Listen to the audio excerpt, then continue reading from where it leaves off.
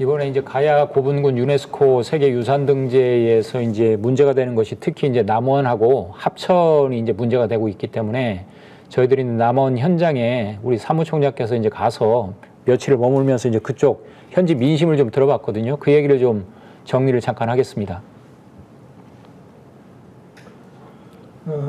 앞에 내용이 이제 학문적, 논리적 부분을 제시해야 되기 때문에 좀 딱딱했습니다.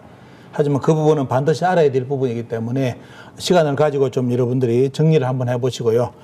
저는 이제 남원에 이렇게 시민들이 계속 이제 뭐 이렇게 연락이 와가지고 현지를 갔습니다. 가가지고 직접 이제 들어보고 직접 둘러봤죠, 보면요. 그래서 여러분들 이제 화면에 보시면 지금 이제 유네스코에 등재되는 이제 그 유적지가 아영면, 유곡리, 두락리 고분, 그 다음에 월산리, 그 다음에 청계리 해가지고 이 지역을 하나로 묶습니다. 묶어가지고 유곡리, 두락리라고 이제 하는데 이제 남원에 계시는 분들 이야기 들어보니까 한 150여 기가 있다고 합니다. 그리고 이제 장소 쪽에는 얼마 있느냐. 장소도 약 한 300기 합하면 한 200개의 후보기. 말 그대로 아마 여러분들 지금 앞으로 남원과 장소 쪽에 고분군이 이렇게 복원이 되면 지금 다른 지금의 한국의 지금 남쪽에 있는 가야 그거 보려고 안 할 겁니다. 왜? 150개, 300개가 남원 쪽과 가야 장소에 있다면 어떻습니까? 이는 너무너무 장관이고 화려합니다. 이런 문화가 지금까지 숨어 있었죠. 일제시대 때도 틀림없이 이제 도굴은 가보니까 많이 거의 다 당했고 보면요. 이렇게 많은 고분이 남아있었는데도 참 이제 발굴한다는 것이 참 우리에게는 좀 충격적인 내용이고 좀 그러면서도 마음을 설레게 하는 겁니다. 올바른 방향으로 이번에 유네스코에 등재돼가지고 진짜 대한민국 국민 그리고 전 세계 사람들이 여기에 찾아오면 진짜 감탄을 할 정도의 그런 고분군이 많기 때문에 아마 꼭 여러분들 한번 찾아보시고요. 제가 직접 이제 여러분 보시면 위치는 뭐냐면 보시면 저 동그라미 친 거 있죠 보면요. 함양과 산천과 남원 쪽에서 본다면 지리산을 넘어서 그쪽입니다. 그래서 과거 이제 대가야 문화권하고 이제 아주 이제 가까운 지역으로 이제 바로 지리산으로 여러분들 보시고 이제 제주 전문가 지리산 가시는 분들은 정령지곡에 넘으시면 저 문화를 만날 수가 있습니다. 이제 남원에 가서 이번에 사태를 이제 보면서 남원 시민들과 대화를 나눠봤습니다. 그러니까 이제 대부분 하시는 말씀이 뭐라 했냐면 김은국이 일본 서기 지명인 줄 몰랐다. 이렇게 이야기했고요. 고대 남원이 김은국인 줄 알았다. 그래서 김은국이라 알고 그렇게 많이 쉽게 언론에도 다 기사도 올리고 기자하는 분들도 그렇게 글을 올렸다고 합니다.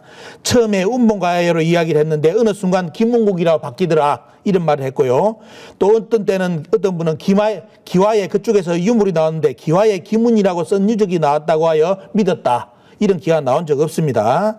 자, 일본 서기 내용, 특히 임나일본부 관련 지명임은 용납할 수가 없다. 남은 역사를 알면 절대로 이번에 이거는 용서를 할 수 없고 용납을 하면 안 된다는 것이 남은 시민들 반응이었습니다. 근데 일기에 대해서 또 이제 김은국을 추진하는 분들 그 자료를 여러분들께 보여드릴 건데 보면요. 거기서 이제 꾸준히 세미나에 참여한 분이 저한테 자료를 보내왔습니다. 이제 김은가야 문양 성향에서 이제 학술 세미나 이게 이제 등재하기 위해서 이런 시민들에게 이런 이제 그동안 같이 공부를 했습니다.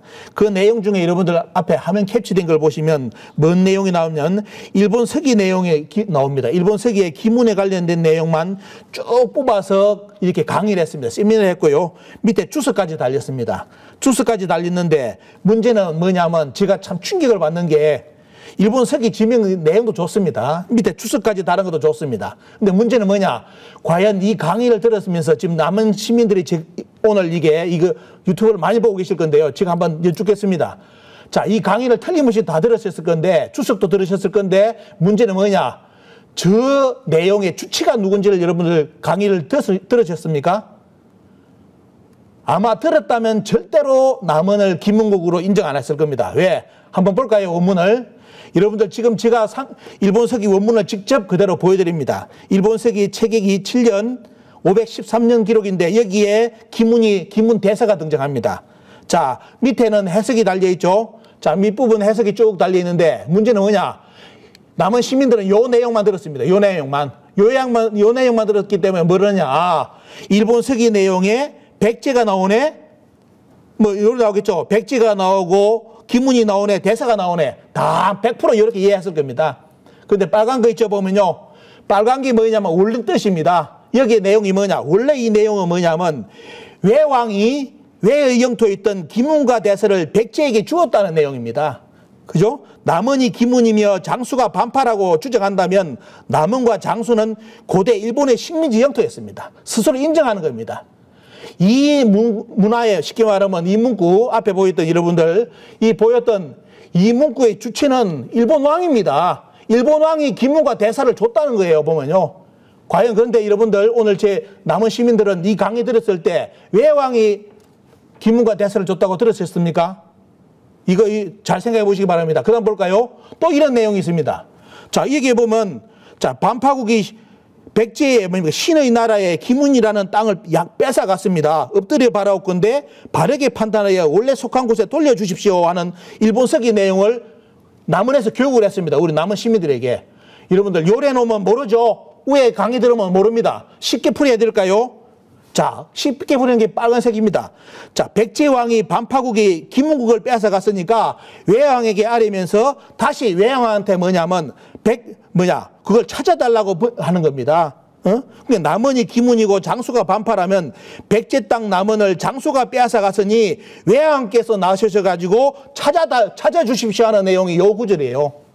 이거 제가 지금 말씀드리는 이 해석 구절을 남원 시민들이 그때 이 강의를 들었다면 여러분 남원을 기문으로 주장할 사람 아무도 없을 겁니다. 왜?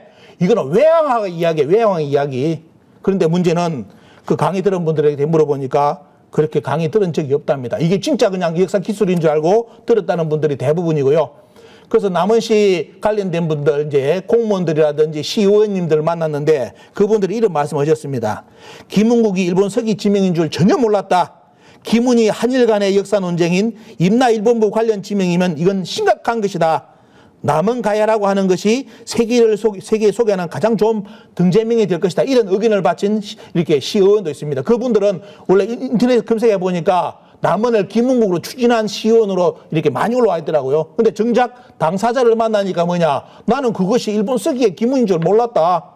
나 같으면 뭐냐? 이런 것이 정확하다면 남원 가야로 등재하고 싶다. 이런 의견을 편 시의원도 있었습니다. 그리고 이제 지금 남원 홈페이지 가보면 이 기문국에 대한 반대한다는 여론이 지금 뭐 전국에서 몰려들고 있습니다. 이런 상황 여러분들께 소개를 해드립니다. 예. 지금 남원 현장의 소리는 정말로 속았다. 한마디로 속았다. 뭐 그런 어떤 반응인 것 같은데